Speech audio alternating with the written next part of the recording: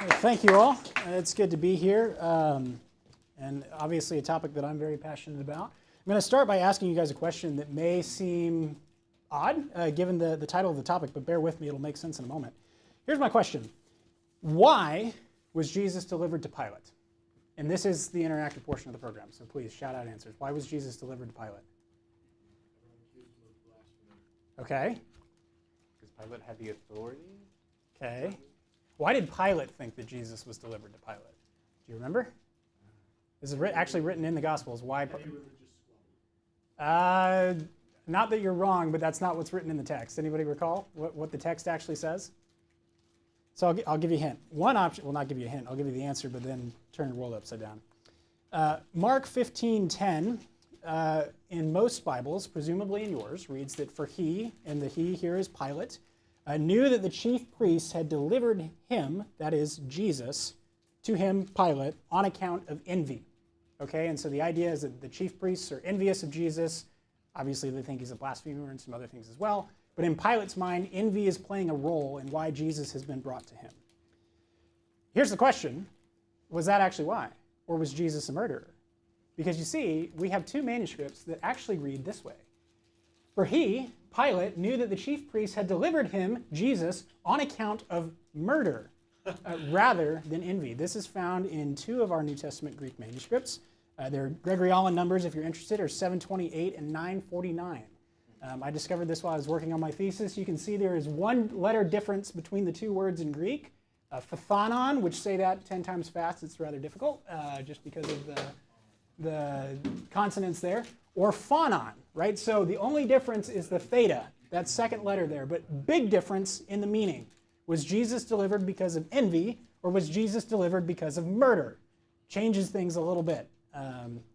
Now, this is, you've never heard of this textual variant before, because it stands virtually no chance of being authentic, all right? Nobody actually thinks that the second reading here is actually a viable candidate for what the New Testament originally said. However, I think that it serves the purpose well to demonstrate the importance of the topic today. Why do we know that the upper reading is the reliable one and the lower reading is not, and that it doesn't stand any chance of being viable? How do we know, in a world where we have numerous manuscripts of the New Testament that all disagree with one another in dozens and dozens, and that's an understatement, really hundreds, thousands of locations, how do we know what the original text actually said? How do we know that what we have now is what they, the apostles, actually wrote back then? Okay, so that's our topic for this evening. Now, a little bit of prolegomena that I need to give you before we get underway. Hopefully all of you realize this, but the New Testament today is a translation of a text that was originally written in Greek. Okay. Jesus did not speak American. Jesus probably spoke Aramaic and Greek, and possibly Hebrew, but that's a topic for another day. Yeah, so originally written in Greek, and this text that was in Greek was copied by hand for about 1,500 years. From the time of the composition of the autographs, and autograph just means the originals, until the invention of the printing press in the mid-15th century by Gutenberg. So up until that time, you had people like this guy in this medieval illustration here who were scribes, and they would hand copy out the entire New Testament. Okay? Now, Christians believe that the New Testament is the inspired Word of God, right? That it is both the composition of the human authors, but also with divine superintendence of the Holy Spirit. However, nobody, even Christian evangelicals, if they know what they're talking about, would argue that the copies of the New Testament that we have are inspired, inerrant, choose your label.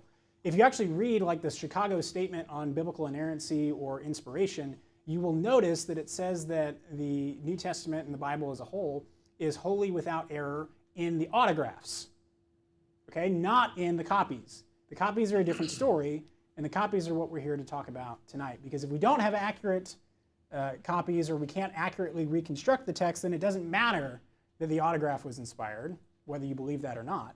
It doesn't matter, because you don't have access to it. And so our endeavor tonight is to deal with that question. Can we get back to the autographs? Or are we simply stuck with the situation where the Bible is a copy of a copy of a copy of a copy of a copy of a copy of a copy ad infinitum, and we have virtually no chance of getting back there? Now that, of course, is the allegation of some. I don't know, how many of you guys know who Bart Ehrman is, by the way? Okay, still more of you than I hoped. This book came out, I said that incorrectly, and I have to apologize to Dr. Ehrman. That's not what I meant to say. That's more of you than I feared. Several years ago, his book, Misquoting Jesus, was really well known among college campuses. I've been hearing that people aren't as familiar with it anymore, and so I'm actually encouraged that you know who he is and what his book is. I did talk about him last week. So you did? Okay, wonderful. Dr. Ehrman, if you ever happen to watch this by some miracle, I apologize for accidentally slighting you. That was a misspeak. Misstatement there, rather. But anyway, Ehrman is a great textual scholar, for what it's worth. He worked under Bruce Metzger, who was another giant in the field of New Testament textual criticism.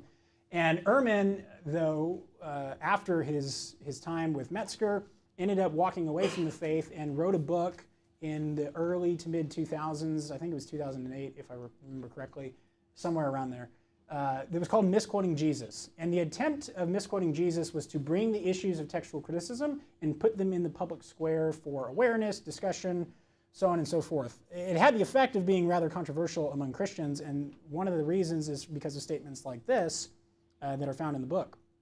Referring to the problem that I just mentioned, Ehrman writes, not only do we not have the originals, we don't have the first copies of the originals. We don't even have copies of the copies of the originals, or copies of the copies of the copies of the originals. What we have are copies made later, much later. In most instances, they are copies made centuries later. And these copies all differ from one another in many thousands of places. Now, here's the thing. Ehrman is not wrong, actually. That statement is true. But I would argue that it's misleading, because the implication of that statement is that we have no hope of reconstructing the original text. But my goal with you this evening is to show you that actually, on the contrary, even though we have so many variants, we also can be very confident in our ability to reconstruct the New Testament text such that what we read in our English Bibles today is by and large the same text as the apostles originally wrote. So that's going to be my purpose this evening, to hopefully convince you all of that. And if not, I'd be happy to take your objections and criticisms never. But no, you can feel free. We'll have some Q&A at the end to get started. How I want to do this evening, so I have 3 sections that I want to go through, and I'll put those up on the screen in a moment. For the sake of time, I don't want to take a lot of Q&A after every section, just because I want to make sure to get to the end. Some of the most important examples are actually at the end, and I thought about moving them up, but it just really broke the flow, so we're going to leave them where they're at and just do our best to get there. But if you have a clarifying question on anything like related technically to what I am talking about, please stop me and ask as we're going, because I want to make sure that you're following along the entire way. Does that work? Okay, great. Well, let's dive in. The first thing that we need to do is actually address what is meant when Ehrman or when anybody talks about a variant or an error. What do they mean by that? That's kind of the foundational question, and then we'll have some other questions that we build on top of that. And it's quite simple, actually. A variant is any alternate reading of a certain text, whether a change in spelling, word order, meaning, etc. Okay, so it's any difference in meaning. It's not, sometimes people think error is like a pejorative term with respect to the New Testament. That's not really true. It just means there's a difference between these two texts. In one place, in the same location in both texts, there is a difference, and one of them is right and one of them is wrong. Not all variants are created equal. And when discussing variants, as I said, there are really 3 important factors to consider, and this is going to be our outline this evening. The first of those, if I can get it to come on the screen. There we go. The first thing is the number of variants. I've already implied that there's a lot, and that is true, but the question is how many, and does that matter, or is it significant how many there are? So that'll be our first category for this evening. The second, and the arguably more important, is the nature of those variants. The most important thing here is, does it change the meaning in an important way, and does it stand any chance of being a viable candidate for the original text? And then the third category is really just a summary of the other 2. What is the theological significance of the variants that make it through the sieve of those that are in nature both meaningful and viable, and that's a distinction or labels that we will talk through in the course of the evening. So this is going to be our outline for tonight. We're going to look at the number first, then we'll talk about the nature of variance, and that's where we're going to spend the majority of our time, and then finally we'll briefly wrap up with the theological significance of the variants that remain. Now, one more thing that I want to say before we really get in. Originally, I told Alan that I wanted to cover the entire Bible tonight, not just New Testament, do New Testament and Old Testament. For the sake of time, we decided not to do that. There are some important differences in how the field is approached in New Testament and Old Testament.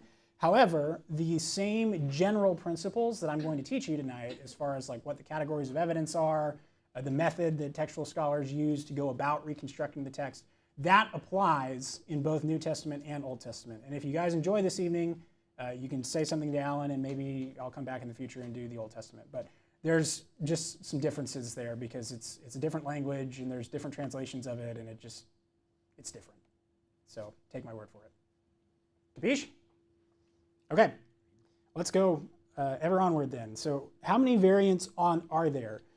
I don't know, maybe this would be obvious to you. It's not obvious to everybody.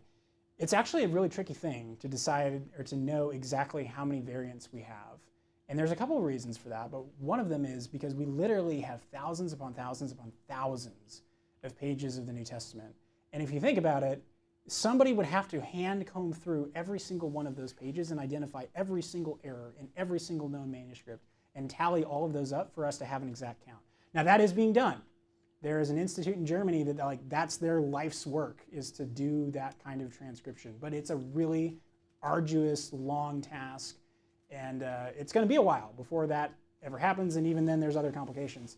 So what generally is done is that people will try to estimate how many errors we have using various scientific approaches. And one of the ways that's been done, and one that was done recently by a scholar from Phoenix Seminary named Peter Gurry, is to estimate the number of variants based on error rates per word in the New Testament. So the idea is that they would go and look at complete transcriptions for a couple of books. And so I'll tell you, they picked one of the letters of John, I forget which one. They picked the letter of Jude, and I believe a third book. And what Gurry did is he figured out how many errors per word do the scribes in all of the manuscripts that we have tend to make for this sample set. All right? There's 138,020 words in the New Testament. Anybody care to guess how many errors per word there are on average in those books that I mentioned? 1.5. No, higher. Because you're counting over all the copies. All the copies. Yeah. Yep. Oh. Are we considering like 6,000 level numbers of copies? Uh-huh. Although you're getting ahead of me there, but yeah. Sorry. Maybe 5? 6? Lower. Oh. Lower than that. Somewhere between the two. 3.5. Yeah, 3 to 3.5 errors per word is how that shakes out. So if you do the math, that's about 500,000 variants. Actually, I think it's like 530,000 or something. Gurry's got a great article on the number of variants that you can check out if you're interested. But yeah, 500,000 variants. That's a lot of variants. Okay? I mean, it is, right? Let's be honest. That's a lot of variants. And so the question is, should that concern us? Kenneth already hinted in this direction, but the short answer is no, but I'll endeavor to explain this a little bit. But here's why we have so many variants. We have so many variants because we have so many manuscripts. All right? We actually have somewhere between 5,500 and 5,700 copies of the Greek New Testament. Okay? And you can see a distribution of them spread across the centuries here. Just so you're aware, continuous text is like the Bibles that you're used to. Lectionaries are used in special settings, and particularly like Catholic and Orthodox settings. It's kind of like a liturgy where there's going to be like daily readings, and so the text gets broken up a little bit differently, but it's still helpful for reconstructing the original. But yeah, so you can see we have a ton of these things. Over 5,000, actually somewhere between 5,000 and 6,000. You might be thinking, Ryan, why can't you tell us exactly how many we have? Like the number of variants, that's actually a tricky business. Okay, good, we're back. Because manuscripts can be lost, they can be destroyed, they can be floods can happen, fires can happen, wars happen. Sometimes these were documented, like where they are and what it covers. A couple of years ago, and what's the word? I'm blanking on it. Microfilms were created of them, in the last century, and so we don't necessarily have access to all of them anymore. Other times we discover that what we cataloged as 2 manuscripts are actually from the same manuscript. And then while that's going on, we're also finding new manuscripts. So the number's going up, the number's going down, the number's staying stagnant. It's, it fluctuates from time to time. And so again, we're estimating here about how many we have based on the data that is available. Now, this is a fairly good estimate. The Institute for New Testament Textual Research in Münster, Germany, which is like the think tank on this, their latest number is the 5,700 number. They're actually a little bit more precise than that. But generally, people talking about textual criticism have kind of agreed. We're just not going to give precise numbers because it's not helpful. It's misleading. But it's about that many. That's a lot. Okay, and I'll give you a comparison with classical authors in just a couple of minutes here. But the evidence doesn't stop there. We also have 10,000 copies in Latin.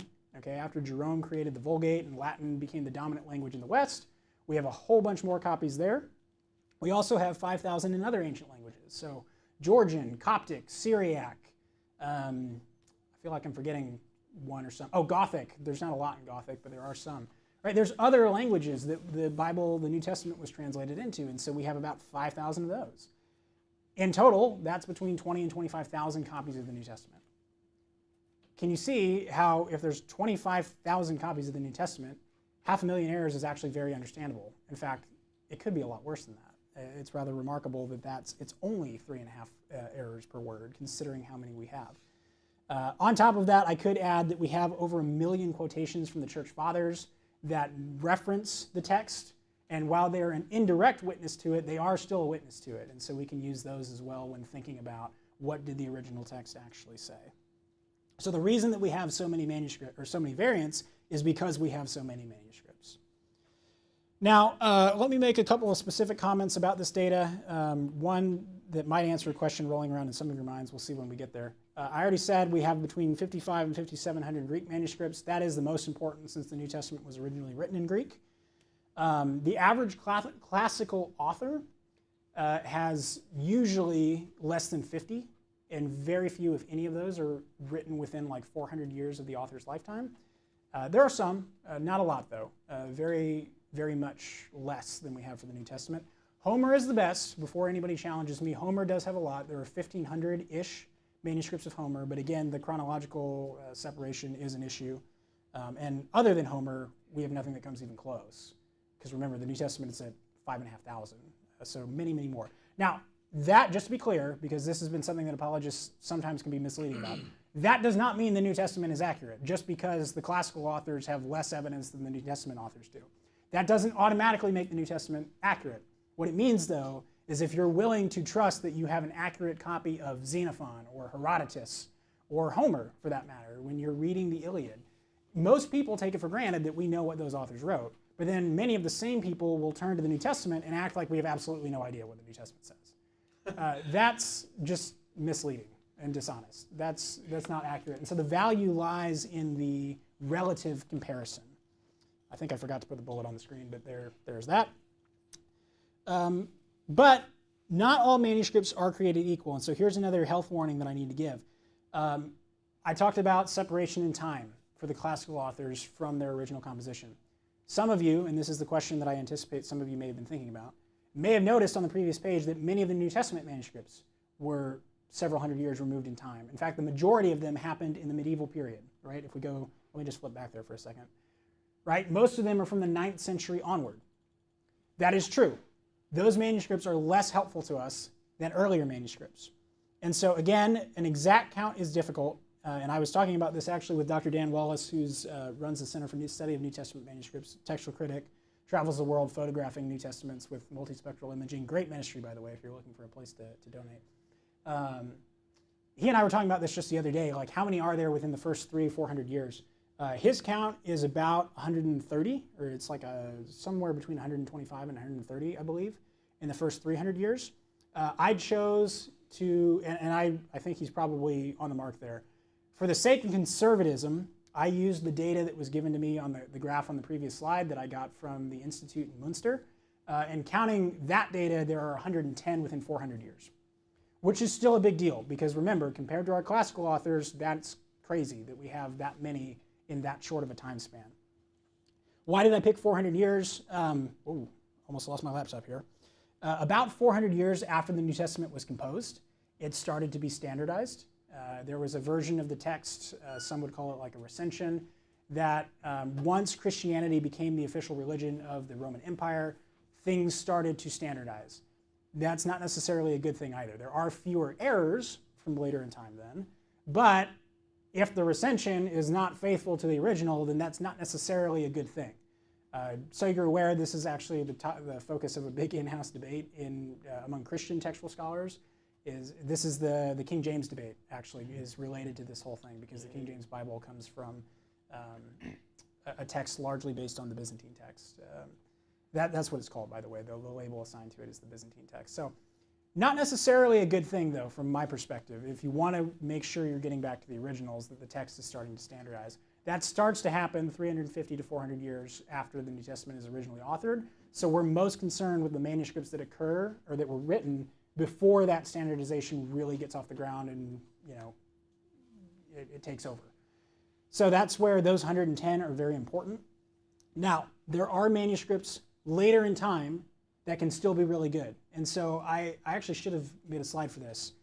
But if you imagine like a genealogical tree, okay, like you would see in biology or something, or in heredity, or if you're just mapping out your family.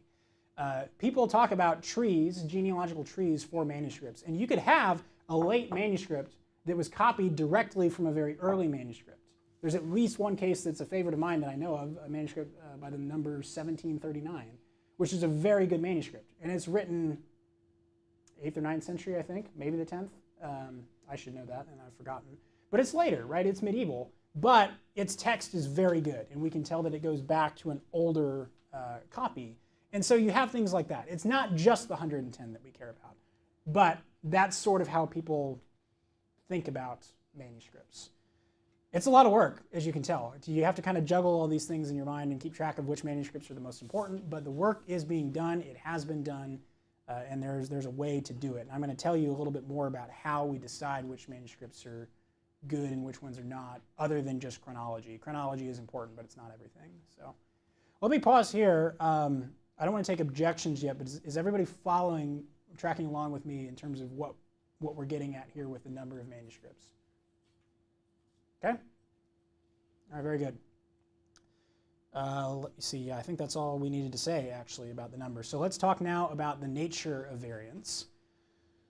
In my opinion, this is even more important than the number. Okay, we've said we have a lot, 500,000. We have a lot because we have a lot of manuscripts. That is true. But we still have 500,000 variants, and we have to figure out how to sort through that mess. The question is, it's really twofold. Do the variants that we have affect the meaning, and do they stand any chance of actually going back to the original text? Here, I'm going to borrow from the way that this is discussed by my friend, Dr. Dan Wallace, who is my academic supervisor. The language that he uses to describe the situation is that of meaningful and viable, right? And so he divides things into 4 categories. A variant can be neither meaningful nor viable. That is, it doesn't change anything in the text of the New Testament. Like, yes, there's literally a change there, but it doesn't matter. It doesn't change the meaning at all. Wouldn't even come through in translation. Or at the same time, it's not viable. That is, based on criteria that textual critics have established for their methodology, one of which is related to the manuscripts thing that I was just discussing. There's some other things as well that we're going to talk about in great depth. But because of those categories that we're getting to, no chance that it's viable, that it goes back to the original. So that's one option, is that it's neither meaningful nor viable. Or you could have changes that are viable, they could be authentic, but nobody cares because they're not meaningful. Then you could have meaningful variants that are not viable. They don't, I think I said those backwards actually. Meaningful but not viable, nobody cares that it changes the meaning because it doesn't stand a chance of being authentic. Viable but not meaningful, I guess nobody cares about those either because, yeah, it could be authentic, but you wouldn't even know it when you're reading your English Bible. So it doesn't matter. Category 4 is the one we care about. Both meaningful and viable. So that is, to some degree, it does alter the sense of the text. And it stands a chance of being an authentic witness to the original text. Wallace estimates that category 4 accounts for less than 1% of the variance that we have.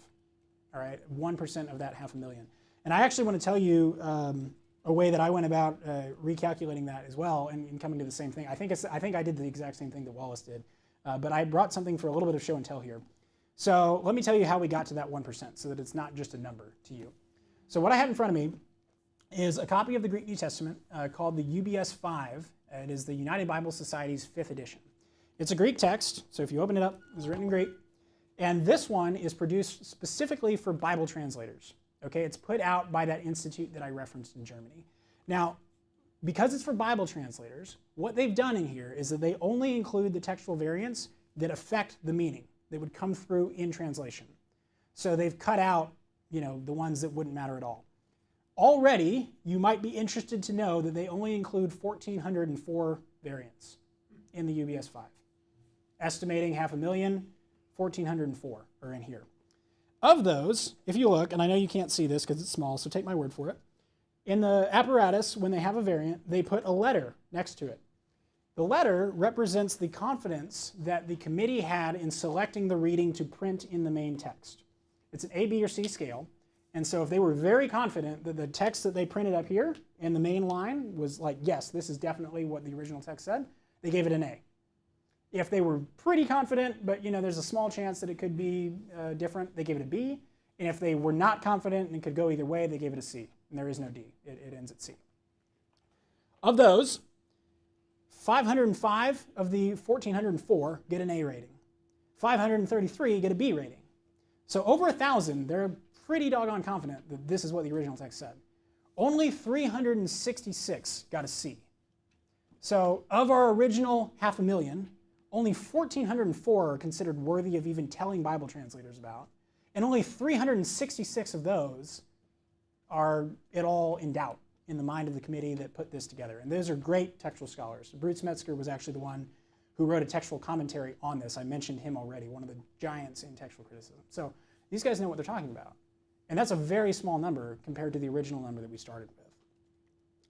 So this is another point where I want to interject. If you think about all of the opportunity that we had for meaningful variance in 500,000, the fact that there's so few is really actually quite remarkable. Even though it sounds at first like we have a ton, the fact is that you can narrow that down very, very quickly. And hopefully that is encouraging to you that we can have a good bit of confidence that what we're reading is an authentic witness to the New Testament. Now, I still at this point don't want you to take my word for that. I want to show you some examples. First of these categories, and then we're actually going to do some practice on how you would go about solving textual problems in the case of like those 366 that got a C rating. How would you go about attacking those? But before that, let me just show you some examples of errors in each category. I've got my back to this sometimes. Are you all able to see this enough, or is it going out like all the time? Okay, cool. If it's gone for a while and I'm like hand waving up here and pointing to it, please tell me, and I will explain what's being said. But the first thing I want you to see is what some things in category 4 and category 3 look like. If you remember, it's either not meaningful and not viable, or it might be viable, but it's not meaningful. Let me show you what some of those look like. Vast majority of these, by the way, are scribal mistakes that are attributable to spelling differences. People were no better at spelling back then than they are today. They made a lot of mistakes, and there's also a lot of nonsense readings. Some fun ones, Paul, and I can see that going out now. That's distracting. I apologize, y'all. Thank you, Kenneth. Yeah, no, thank you. I appreciate that. So a couple fun ones while Kenneth is tweaking that. In 1 Thessalonians, there is an error where instead of Paul writing to them that he became gentle among them, some of your translations might say we became like babies among you. There's a variant where it says instead we became horses among you. I don't think anybody thinks that horses is the actual reading there. And so we have a pretty good idea. Oh, that's no chance. The one I showed you at the beginning is the same way. Phanon versus phthanon. Was Jesus brought to Pilate because of envy or because of murder? Nobody thinks he was brought because of murder. Like, that doesn't fit with anything else in the text. And so there's absolutely no way that stands any chance. John, in John 1:30, John the Baptist is talking about Jesus coming after him, and there's an error that instead of me, after me comes a man, he says, after me comes air. Like just nothing. And so, again, nonsense readings. Everybody agrees, there's no way. The next largest, though, and so that, by the way, that's kind of your category 4. Now, what I want to do next is show you some things that could be category 3s. So there are things that very well could be legitimate, examples of things that could be legitimate contenders for the original, but it just doesn't matter. And so I want to, for illustrating this, show you a simple 3-word sentence and how this could play out in different copies. If we take the sentence, Jesus loves Peter, all right, the way that I would probably write that if I were translating this into Greek is I would write, oh, that's kind of small, isn't it? That's okay, you'll get the point. I would probably write it this way. So, Iesus agapa, that comes from agape, by the way, or the verb form of agape, if you've heard that word before, loves. Jesus loves Petron, Peter, okay? That's how we say it in English. That's probably how I would do it if I had to, somebody asked me, hey, please write this in Greek. I would probably write it that way because I'm an English speaker. However, unlike English, in Greek, word order is used more for emphasis than for meaning. And you can tell where the subject is by the ending, regardless of where it stands in the sentence. And there's also, lots of suffixes and things that you can add on nouns and verbs, even prefixes and infixes. But I'm getting ahead of myself. Let me just show you another way that you could legitimately write this. Is you could put this one letter on front of the name Jesus. That letter, ha, is actually the word the in English. It's the article. Greek doesn't have an indefinite article. It just has a definite article, so we just call it the article. Names in Greek can take the article, and it doesn't necessarily change anything. Sometimes it can have a function. That's not impossible, but many times we're unable to exactly detect what, if anything, the function would be. And so you could do that. You could say, the Jesus loves Peter. But if you can put it on Jesus, you can also put it on Peter. The Jesus loves the Peter. I told you that word order didn't matter. I'm sorry, I forgot one. You could drop it off of Jesus and just have it on Peter. So that's 4 different transmutations of this same phrase that you could have. But I told you that word order didn't matter, or that it was used for emphasis more than for precise meaning. So you could put Peter in front of Jesus, in front of the verb, have the object first and the subject last with the same number of permutations of the article. So now you're up to 8 different ways to say the same 3-word sentence. But you could put the verb first too. You could have loves the Jesus the Peter, loves the Jesus Peter, et cetera, so on down the line.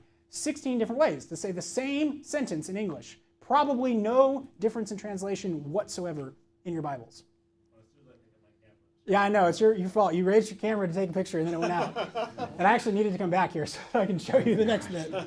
Please hold. I just emailed the media folks to get them to fix this. No worries. Ideally, they will.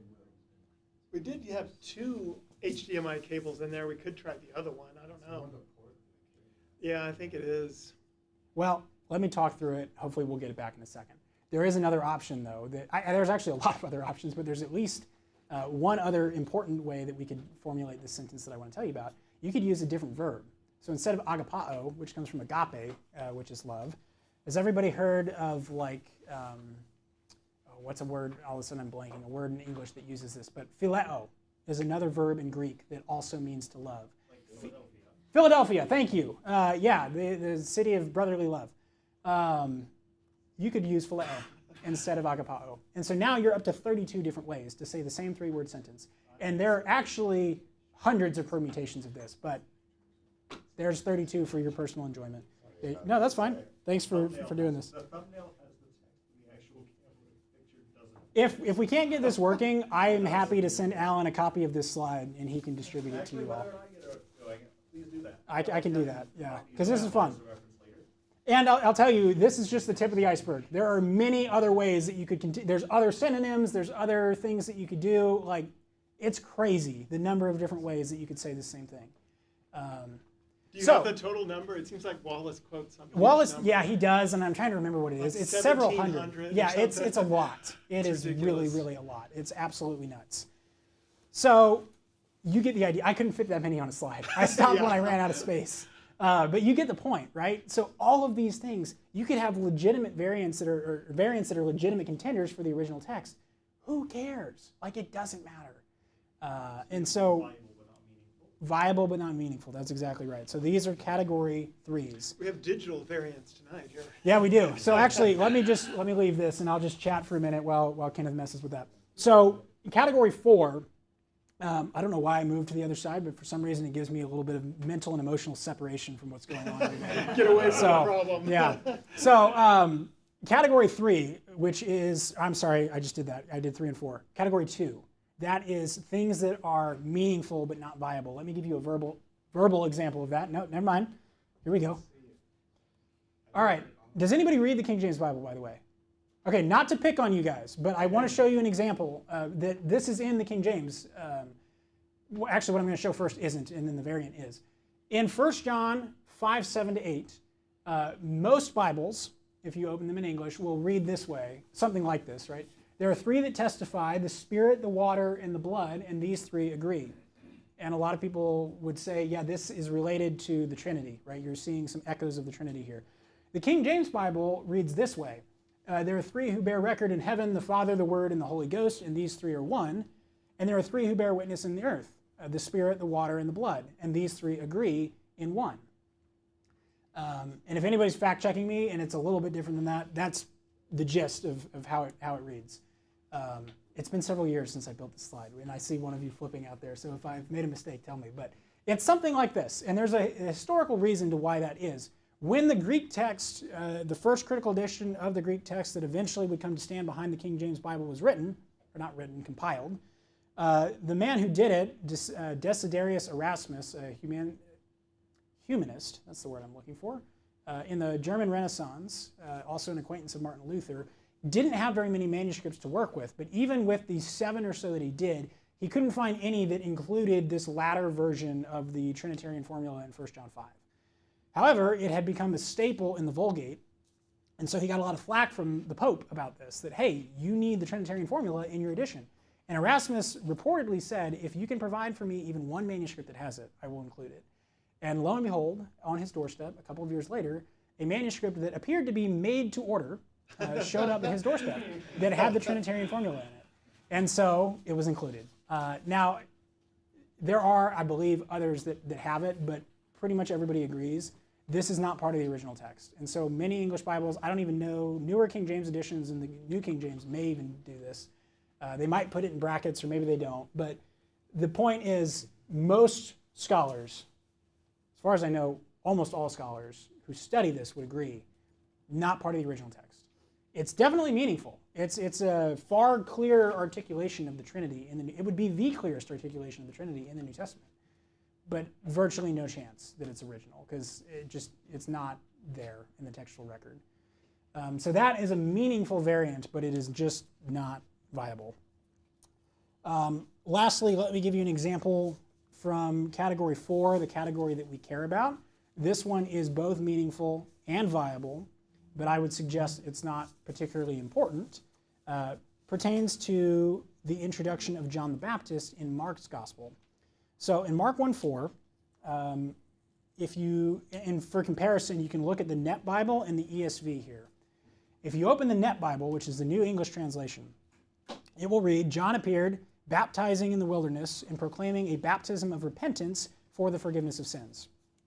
If you read the ESV, however, it will say, now I'm questioning, did I mix those two up? Somebody can fact check me. It's one of them is one way and one's the other way, and technology is frazzling. I'm going to blame the technology for frazzling me. I can't remember which one is which. The first one is ESV. The first one is ESV. Thank you, Kenneth. Okay, so sorry, I misspoke for the record later. This is ESV, this is Net Bible. ESV has baptizing, the Net Bible has the baptizer. This is actually not that mysterious. In Greek, the difference is the same as it is in English. It's the article, the word the. So baptizing or baptizer is a participle in Greek, and it's a one-letter difference of the letter omicron with the rough breathing, which is the article ha.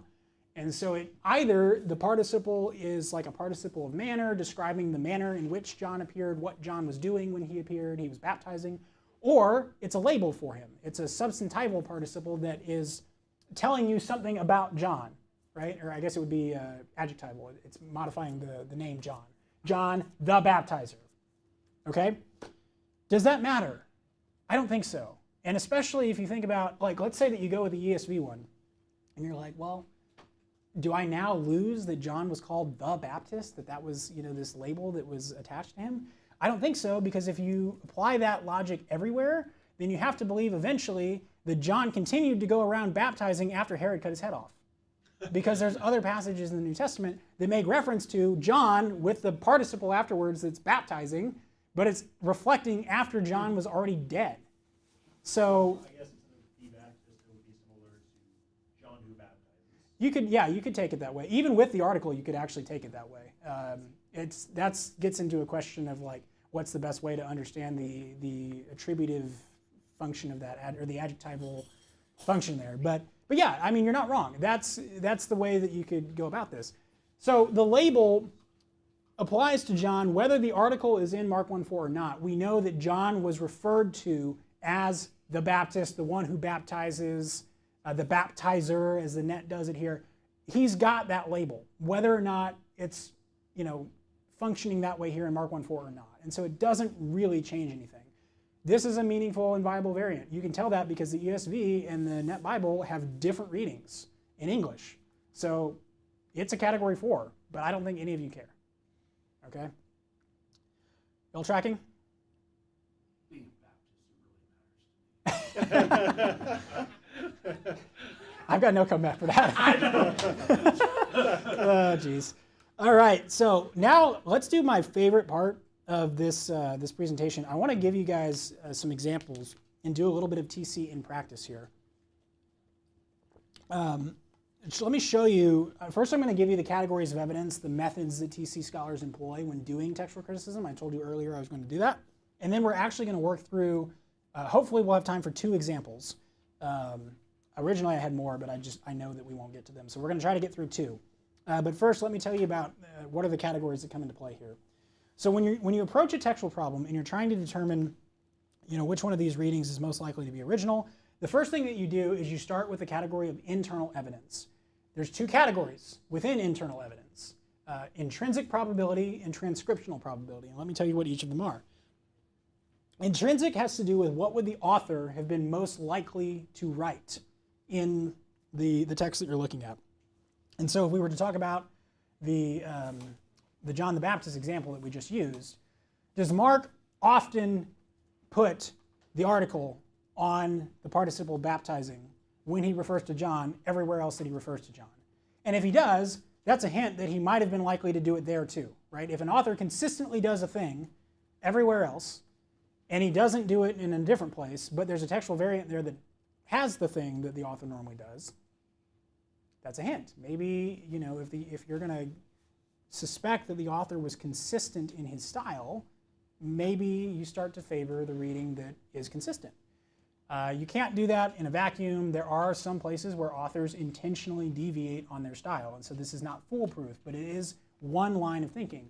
What's consistent stylistically? What's consistent theologically? What just makes the most sense with whoever the author is that you're talking about. And so in order to make an assessment like this, you have to be familiar with the whole book and potentially any other books that that same author wrote. So like for Paul, you're going to want to be familiar with all of Paul's letters to make a stylistic judgment about what Paul would have been likely to write or not to write. Incidentally, this is sort of a different topic. That's why some people pick on Paul and say that he didn't write certain letters, like Ephesians or Colossians or the pastoral letters, because they say that the style is so different. Now, there's other complications there because Paul used the scribe, an amanuensis, where he dictated his letters, and so that's a wrench in the whole process because you can have variants not attributable to the direct author, but rather to the intermediate agent. So it gets complicated, but you can do it, right? You have to know the corpus of books that you're dealing with and be careful in how you apply your method, but you can do it. And this is the thing that lots of people will do, is that they'll look at intrinsic probability. And remember, it's a probability score. It's not proof. It's not absolutely no, hands down, this is what it is.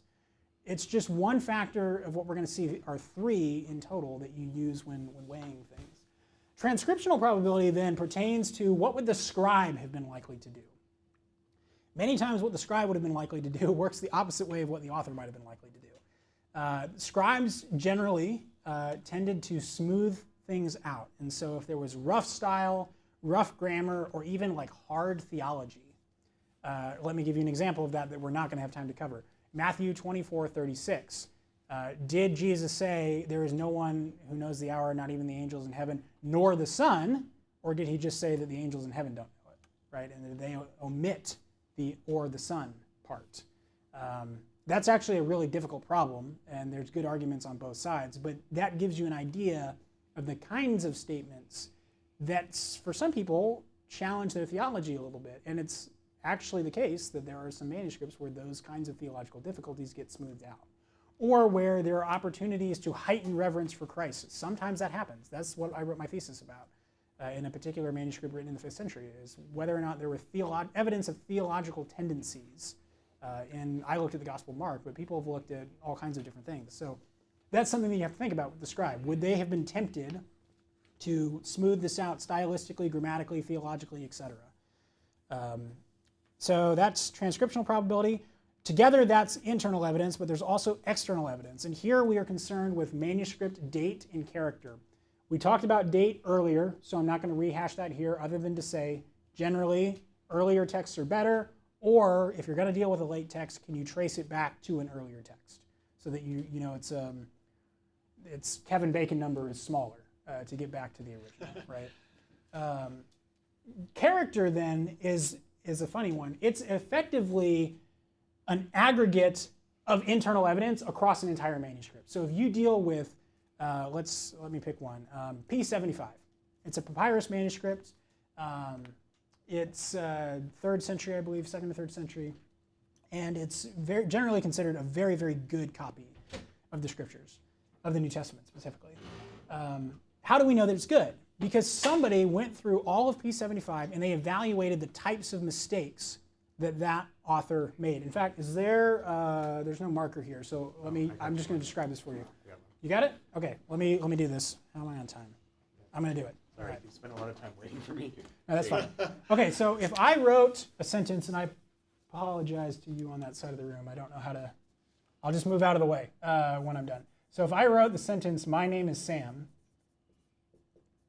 okay, and let's say that you had, that's the original here, and then in manuscript 1, instead you read my, how would you say that? I'm transposing 2 letters here. A-M-N-E is Sam. And then you had a second manuscript that instead read name Sam is my. Okay? So the difference here, you have a couple of letters that have been transposed in this manuscript, but in this one you have whole words that have changed positions. You could even get longer and have whole sentences that have changed positions. Or you could have a copy, the same sentence is repeated twice. This guy is less careful than this guy. Because what this tells you is that this scribe is only copying a couple of letters at a time, right? Because the types of mistakes that he makes are isolated within individual words, not whole words, phrases, or sentences. And so if you look at this kind of thing, which is partly a transcriptional probability thing, and there's other factors you can look at, you get the idea that certain scribes were more careful than other scribes. And those manuscripts tend to get preference. And so P75 is an example of a careful scribe. And so we tend to favor that manuscript when, it counts for a lot when it's listed in favor of a particular reading. So not all manuscripts are created equal. We do not count manuscripts, we weigh them. That's the most important maxim with respect to external evidence that you can take away. Let me quickly tell you about 3 other general principles that we use when working through internal evidence, and particularly with transcriptional probability. So when we're talking about what would the scribe have been likely to do. The first one is probably the squishiest, but for a few hundred years, it's generally been a rule of thumb that the shorter reading is preferred. The reason for that is that the thought is that scribes are going to be more likely to add something to the text than to take away, because they do not want to accidentally delete the words of Scripture, but they might be tempted to clarify it or add it if they thought something was left out. Sometimes you even see there's a manuscript where there was like a marginal note that got included into the text itself. And it's comical, really, because there's no way that it belongs there. But what probably happened is you got a later scribe somewhere down the line who got it, and he was like, I don't know if this belongs in the text or not, but I'm not going to take any chances, so I'm putting it in. That's kind of where the principle of the shorter reading came from. That's not always true, though. There are some times where the harder reading will be longer than the shorter, and so when they're at odds, the shorter one usually gets discarded. That takes me to the next one. The harder reading is generally preferred. Why? Because scribes are always going to be tempted to smooth things out, not to make things more difficult, whether theologically, stylistically, grammatically, except for nonsense errors. Nonsense errors are in a category of their own, right? If they just completely drop a word and it makes no sense whatsoever, that's a harder reading, but it's too hard, right? There's no way that that's a contender. And so those eliminating nonsense errors for things that stand a chance of being intentional, the harder reading. I do not think that, no. Yeah, no. An example, though, this is dangerous because I'm doing it on the fly. Let me make sure I'm remembering this correctly. There are some copies of the Gospels that describe when Jesus is presented to Pilate. It's Jesus, and then the criminal who's presented with him is named Jesus Barabbas. And so his first name is actually Jesus, and Barabbas is, Bar is Aramaic for son, and I forget what the last part is, so it's Jesus, son of something. That's a longer reading, but it's also a harder reading, so it's like kind of these two things are at odds. And so, which one wins out? And I say all that to say, these are not an exact science, right? This is an art as much as it is a science, and you have to weigh all of the evidence. And we're not going to have time to talk about that problem tonight. It's just kind of a fun one. But generally, the harder reading is a more important criteria than the shorter. But the king of the principles, or the queen, if you will, is the reading which best explains the rise of the others. That's the reading most likely to be original. And so if you can say, hey, I can easily see how you get from reading A to reading B, C, and D, but if I switch that order, I can't make sense of it. How would we get from here to here? Go with the one that explains the others. That's going to be the one that is almost certainly to be the authentic reading.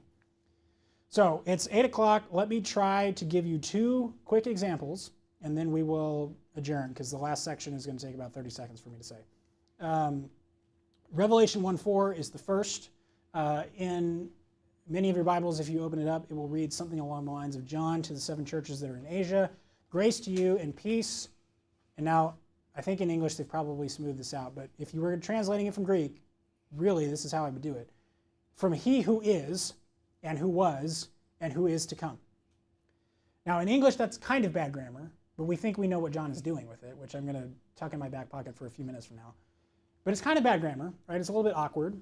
In Greek it's really bad grammar. So the preposition from is apo in Greek, and it has to take its object in a certain case. We don't really talk about cases too much in English unless you're a grammarian, and we don't even really use like the genitive case isn't a thing in English. Think of it though as like the word of in front of a word. Okay, so if I say, I am of Plano, Plano would be a genitive in that case. I'm oversimplifying, but that's kind of what a genitive is. Apa takes its object in the genitive. John does not do that. He uses a participial phrase. It's actually similar to the John the Baptist thing. It's the article and a participle from the verb to be. So it's the one who is. So peace from the one who is, and it's in the wrong case. It's in the nominative when it should be in the genitive if he was following proper Greek grammar. So this has given rise to some people saying this is the worst grammatical blunder in the New Testament. That John just had no idea about Greek grammar and he didn't know what he was doing here. And so, from a transcriptional probability standpoint, and I'm sorry, I need to put up the other reading. There's an alternative, which is to add the word God after the preposition in the proper case, which then has the one who is modifying that. So it's peace from God, the one who is and who was and who is to come. And that's much better grammar in English and in Greek, and it also, it still conveys the same meaning. So because of the grammatical thing, what do you think a scribe would have been tempted to do? Would he have been tempted to add the word God or delete the word God? Add, right? That's going to make the grammar smoother. But what would John have been tempted to do? God in the Old Testament when he reveals himself to Moses in Exodus 3:14 in the burning bush, Moses asks for his name, and he says, what will I tell the people? Who will I tell them sent me? And God answers Moses with this enigmatic phrase, right? You tell them, I am who I am, that I am sent you. In Greek, that statement is ego ami haon. Haon is what John wrote here. And so all of a sudden, is John alluding to Exodus 3:14? Greetings from the one who is, the one who was, and the one who is to come. Right? That all of a sudden seems kind of like an allusion to Exodus 3:14. Then, when you look at the whole Revelation, you notice that there are the most Old Testament allusions in Revelation of any book in the New Testament, and none of them, zero, are introduced with any kind of introductory formula or quotation. All of them are like that. They're allusions that John's not telling you what he's quoting. He's just making subtle reference to something and inviting you to detect what it is that he's talking about. That's probably why he says in the book elsewhere, blessed is the one who pays close attention to these words. Pay attention to what I'm doing, to the allusions that I'm making. Why would John do this? Because when John wrote Revelation, if you believe John wrote Revelation, he was in exile on the island of Patmos during the reign of the Emperor Domitian, who was out to get Christians and on a vendetta against Christians. This is also after 70 AD, when the Romans have destroyed Jerusalem and the temple, after the first Jewish-Roman war. So like Jews, Christians, they're not popular with the empire. And John is in exile under the jurisdiction of the emperor. And so the Romans are probably reading his mail. And he's not making any references explicitly whatsoever. Instead, everything is implicit and elusive. So from an intrinsic probability standpoint, what might John have been more tempted to do? I think the first one. The top one. Yeah, you can debate it, but I think he would have been more likely to do the first, particularly because of the stylistic observation that none of the other quotes, and they're not quotes, I'm sorry, none of the other allusions in Revelation have any kind of quotation or introductory formula. They are all like this. That being the case, the explicit haon, like one-for-one verbal parody with how it is expressed in Exodus 3:14 makes a lot more sense. So intrinsic probability, I'm going to give to the top reading. So now we have both lines of internal evidence point to the top. What about external evidence? And here I'll summarize by just saying most of the earliest and best texts that we have point to the first reading, he who is. Later manuscripts, like the ones that started to be standardized, as I mentioned earlier, those are actually split. Some have the first reading, some have the second reading. And then there's this category of early but really wacky manuscripts, one of which is what I did my thesis on. They're called the Western text. They have a reputation for being extremely wild, and there actually aren't any Western texts that have Revelation in it. So we can't look there, but of the two textual streams that we look at, the ones that's generally considered the best has the first reading. And so external evidence also goes to the first. So if I were making a decision on which one of these readings do I consider to be the original, I'm going to give it the first one. Y'all following there? Okay. Alan, what time do we usually wrap up? At 15 after. Okay. I'm just going to summarize this next one instead of working through it. You can apply the same logic to the long ending of Mark. That was the second example I wanted to give. In fact, many English Bibles, if you look at it, it will have double brackets after the long ending of Mark, because that is the editors and translators telling you, hey, we don't think that this is original. You could do the same thing here. People might say, well, would Mark have been, would he have ended his gospel with, and the women went away and said nothing to anyone because they were afraid? Like, that's a weird way to end a gospel. Where's the resurrection appearance? Yeah, but all throughout his gospel, Mark never tells you anything explicit about Jesus. Instead, he invites you, other than Mark 1:1, he just invites you to figure things out. All right? Multiple times he ends pericopes with like a question. So when Jesus is walking on the water and stills the storm in the Sea of Galilee, the disciples say, who is this man that even the wind and the waves obey him? Mark doesn't answer that question. But you're supposed to think, who else does this in the Old Testament? Yahweh does. Jesus, in the week of his passion, he cites Psalm 110:1, and he said, David said, the Lord said to my Lord, sit at my right hand until I make your enemies your footstool. But if the Christ is David's son, then how can David call him Lord? Right? Because it's a patriarchal society where the elders are going to be revered more than the younger descendants. So how can David say to a later descendant that he is my Lord? Jesus never answers the question, but the implication is, hey, by the way, who do you think the Christ is? And later, he is going to make a bigger deal about that in his showdown with Caiaphas. But pretty much until Jesus' examination, he does not reveal to you in Mark who he is. You're supposed to figure it out based on what Mark gives you. And so it's actually perfectly consistent that Mark doesn't give you a resurrection appearance. Instead, he invites you, you're the women now. What are you going to do? With what all I've told you about Jesus, what are you expecting right now? You're expecting, the tomb's empty. Jesus gave you hints that it was going to go empty. What are you going to do with that information? It's actually stylistically consistent. I don't have time for transcriptional stuff, but transcriptionally there's also good evidence to believe that it was a later addition, probably because it was perceived by the scribes that you needed a resurrection appearance. And the external evidence is a little complicated because most of our manuscripts have it, but the earliest and best ones don't. So again, that's something you have to wrestle with, but good reason to believe that verses 9 through 20 are probably not in the original. So that's how you solve textual problems. Theological significance, I'm actually not going to do those slides, but what I hope that you've gotten from this is that there is a method, an art and a science that you can apply to the discipline of textual criticism to narrow the sieve of variants that you actually need to be worried about to a very small number. And of that small number, both evangelicals like Wallace and skeptics like Ehrman have both admitted that there are no variants that change any cardinal doctrine in the New Testament. Because anywhere where a variant leaves one thing in question, it is affirmed by something else somewhere else in the New Testament. And so, be that as it may, there's really no reason to fear with respect to the New Testament and the textual reliability of the New Testament. Doesn't make it true, right? This isn't an apologetics group, and so I need to be honest with the evidence. You still have to decide for yourself whether or not the bit about Jesus rising from the dead is true or not. And there's great discussions to be had there too. But what this enables you to do is to have that conversation because you can actually work with the details in the text and evaluate where are these authors telling us the truth. Because you don't have to ask, do we even have what the authors said? We do. So then the next question is, did they tell the truth?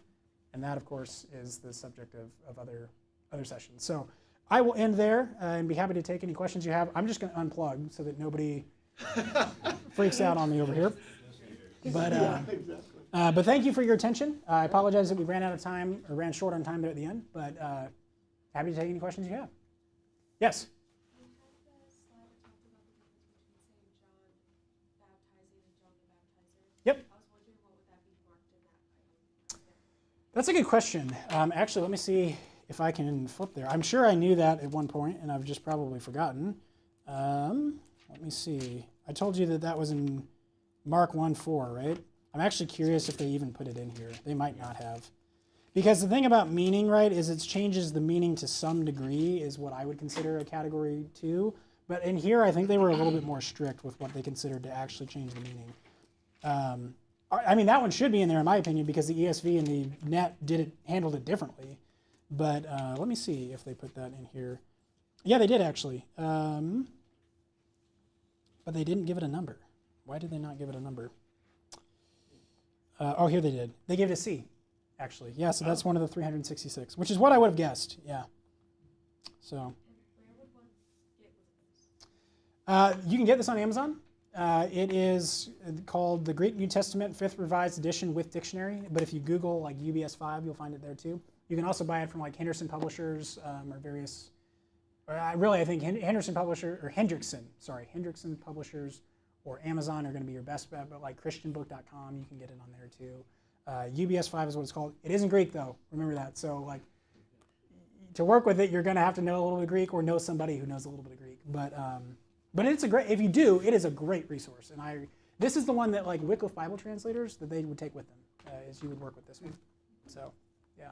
And there is a heftier edition called NA28, Nestle All-in 28th edition, that has like many, many, many more variants. But most of those don't matter to anybody, and so yeah. I want to have it, but I don't think it'll be any use to me because I don't. Well, there's a way to solve that.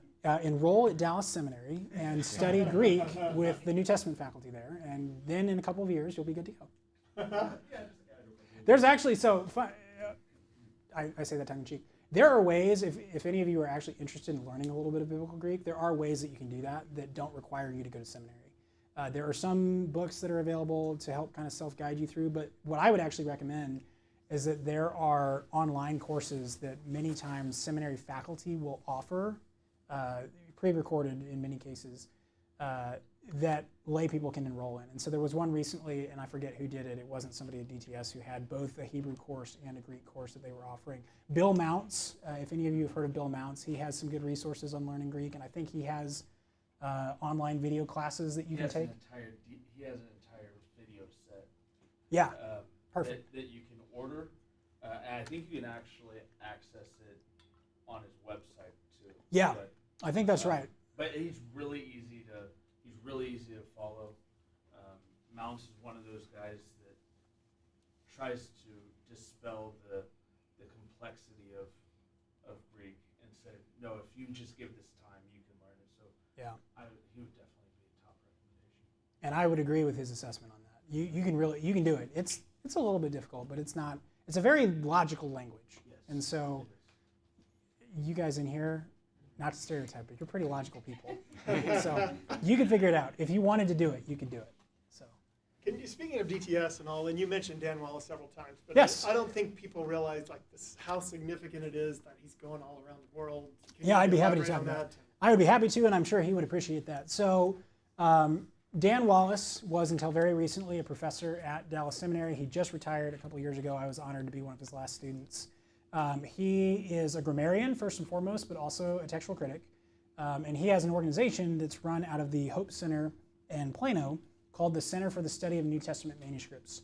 And their reason for existence really is to travel the world and collect Greek New Testament manuscripts. They don't take them, right? They're at monasteries, libraries, institutions, but they digitize them with very high fidelity. Actually, they're like satellite cameras that they use to digitize these things.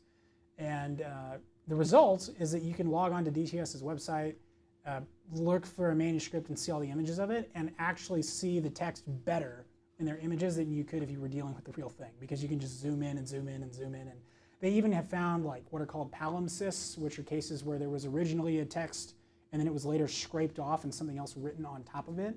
Because they use MSI, they can see the undertext and read cases where there's some couple cases where there have been New Testaments that were erased and Qurans written over them, and they can actually read the New Testament underneath. It's pretty remarkable. It's very, very important work. They partner with the group in Munster for some things related to those digitization of images, because as far as I know, like they're the only ones really dedicated to doing that for the New Testament. So it's an important work. They are run out of the Hope Center, so they run on donations next, like Texas Giving Day, North Texas Giving Day. If you're looking for some place to help, I know you all are college students, so this is probably falling on deaf ears, but even someday, you know, they're a great place to think about helping out. So yeah. What translations do you prefer, and is there some translations you would stay away from? Yeah, good question. I get this one a lot at church too, and my answer is it depends on what you're trying to do. So for personal study, I prefer texts that are more, a little bit more wooden and literal, and so I would like things like the ESV, things like the NASB, because they leave more options up to you to determine what is the sense of this phrase. The NASB is kind of notorious for that because they'll give you a sentence and you're like, what the heck does that mean? Because they didn't really translate it for you. They just translated the individual words. They didn't translate the sentence and like the thrust of the sentence. And if you're trying to do detailed work, like teaching a Bible study or something, that's helpful because it leaves you open to figure out what are my options here, which you can pair with a good commentary and figure that out. If you're reading in a public setting in like a church and you want people to understand it easier, I'm going to go to the opposite end of the spectrum and read. I'm going to be honest, I don't love the NLT, but like that's what my church uses. I think that sometimes they paraphrase too far, but for certain audiences, that might get the job done better, is to use something that's more paraphrastic. The NIV is good at that, and actually the Net is pretty good at that too. It's somewhere between the poles. But what I like about the Net is whenever they make a decision to help the reader and smooth out the translation, translate the whole sentence, not just the words, they usually will give you a footnote that explains why they made that choice, or what choice they made and why they made it, and what the alternatives were. So personally, I use the full study notes edition of the Net Bible when I'm not just working from the Greek. because they are exhaustive in their footnoting. But I'm perfectly happy with an ESV, an NIV, and NASB. It just kind of depends on what I'm trying to accomplish. And actually, if you have the time, I'd tell people that it's great to use more than one. Like if you're teaching in a class setting or something like that, read a couple, and that also gives you an idea of what are the different options that people are wrestling with here. So it just depends. But as far as any to stay away from, I would just stay away from any that are not rooted in a good textual basis. So like, I'm going to exaggerate, but the Passion Translation, for example, don't use that. It has no tie to like the Greek critical editions. But if you open up any translation and you want to know if it's worth its salt, one of the things that you can do to eliminate it off the front is check the front matter and see what they tell you their textual basis is. And they should say we're using NA28 or something close to NA28.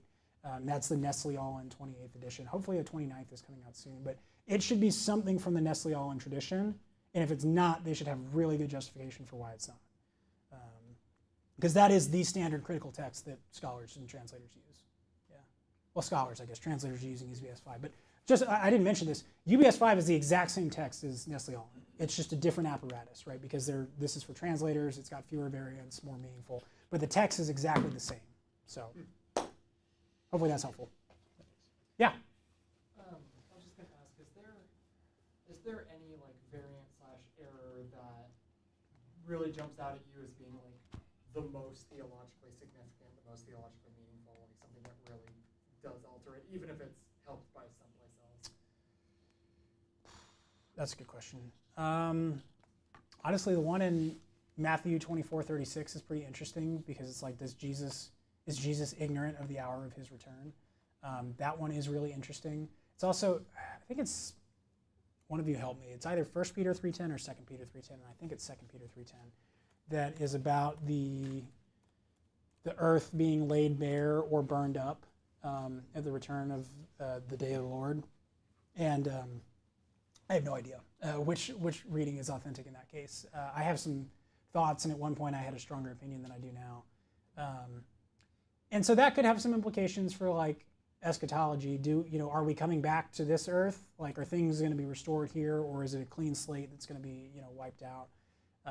Or is it just going to be completely eliminated? Now, because of Romans 8, let's use the Peter example, and I think it's 2 Peter 3:10. But is it? Okay, thank you. Yeah, thank you. Let's use that example. Romans 8 is an anchor for me, so I'm really not as worried about what's going on in 2 Peter, because in Romans 8, Paul also indicates that, hey, creation is going to be restored, not completely eradicated, because he talks about, all of creation is longing for the revealing of the sons of God so that it will be set free from bondage to futility. That's a case where if you just had 2 Peter 3:10, maybe things are up for grabs, but you pull in Romans 8 and some other places, and all of a sudden, not such a big deal. But incidentally, I do think that Jesus said that nor the Son knows the hour of his return, and that's partly because if you compare to the other synoptic gospels, like in Mark, there's almost no evidence of nor the Son being omitted in any of the manuscripts. I worked on Mark for my thesis and looked at an edition that had every single manuscript in support of a reading it's Mark 13:32, I think is the parallel. And there was almost nothing that omitted it there, and everything was later manuscripts.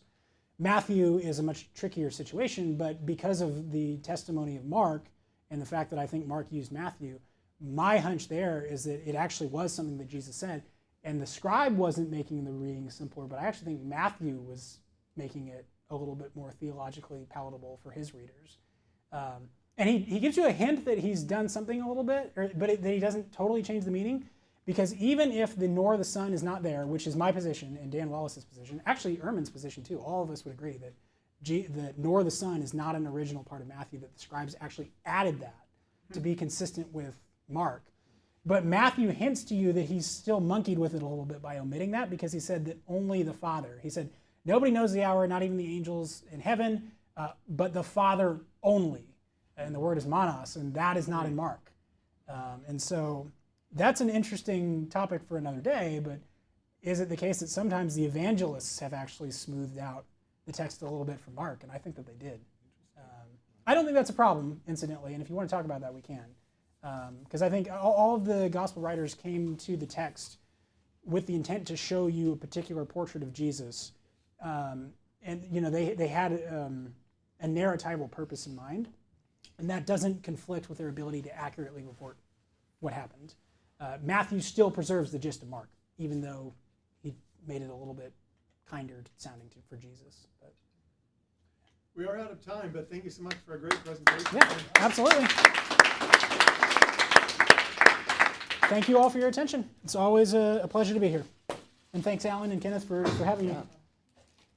And I'll hang around for a minute if any of you want to chat.